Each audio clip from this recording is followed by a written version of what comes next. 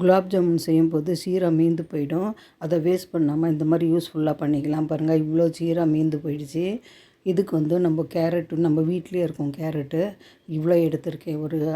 ஒரு 300 கிராம் அளவுக்கு எடுத்திருக்கேன். இதை நல்லா தோல் சீவிட்டு வாஷ் பண்ணிவிட்டு மிக்சியில் நல்லா நெய்ஸாக அரைச்சிட்டு வந்துடலாம். பொடி பொடியாக கட் பண்ணி போட்டுக்கோங்க. பாருங்கள், இந்த அளவுக்கு நல்லா நெய்ஸாக அரைச்சிட்டேன்.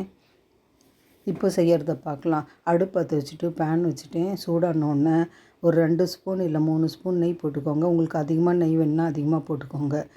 பாருங்கள், நான் ஒரு 2 ஸ்பூன் அளவுக்கு நெய் போட்டுக்கிறேன். இதில் கொஞ்சமாக முந்திரி பருப்பு வறுத்து எடுத்துக்கலாம். ட்ரை ஃப்ரூட்ஸ் நீங்கள் எது வேணாலும் எடுத்துக்கோங்க. பாருங்கள், கொஞ்சமாக கலர் சேஞ்ச் ஆனோடனே எடுத்துக்கோங்க.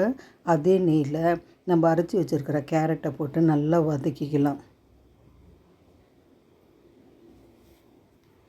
நல்லா வதக்கிக்கோங்க. இந்த கேரட் இந்த நெய்யிலே நல்லா வதங்கட்டும்.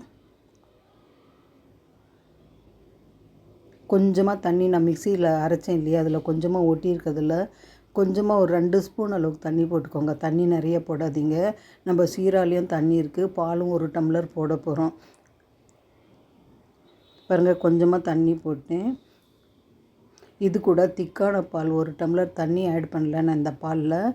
பாருங்கள், 1 டம்ளர் அளவுக்கு நான் கலந்துக்கிறேன். நல்லா கலந்து விட்டுக்கோங்க. நல்லா கொதி வரட்டும். இது மூடி போட்டு வச்சிடலாம். ஒரு 10 நிமிஷம் சிம்மில் வச்சுட்டு மூடி போட்டு வச்சுடுங்க. நீங்கள் அதிக அனலில் வச்சிங்கன்னா டைரெக்டாக ஓப்பனாக வச்சுட்டே நீங்கள் செஞ்சுக்கோங்க. பாருங்கள், நான் மூடி போட்டு வச்சேன்.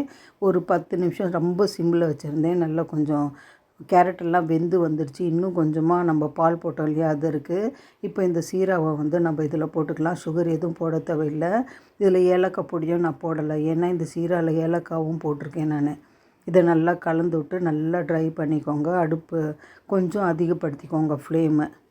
பாருங்கள், நான் கொஞ்சமாக அதிகப்படுத்தி வச்சுருந்தேன். ஒரு 5 நிமிஷம் நல்லாவே இந்த சுகர் சிரப் பால் இருந்தது இல்லையா, அது எல்லாமே பாருங்கள் எல்லாமே நல்லா ட்ரை ஆகிடுச்சு.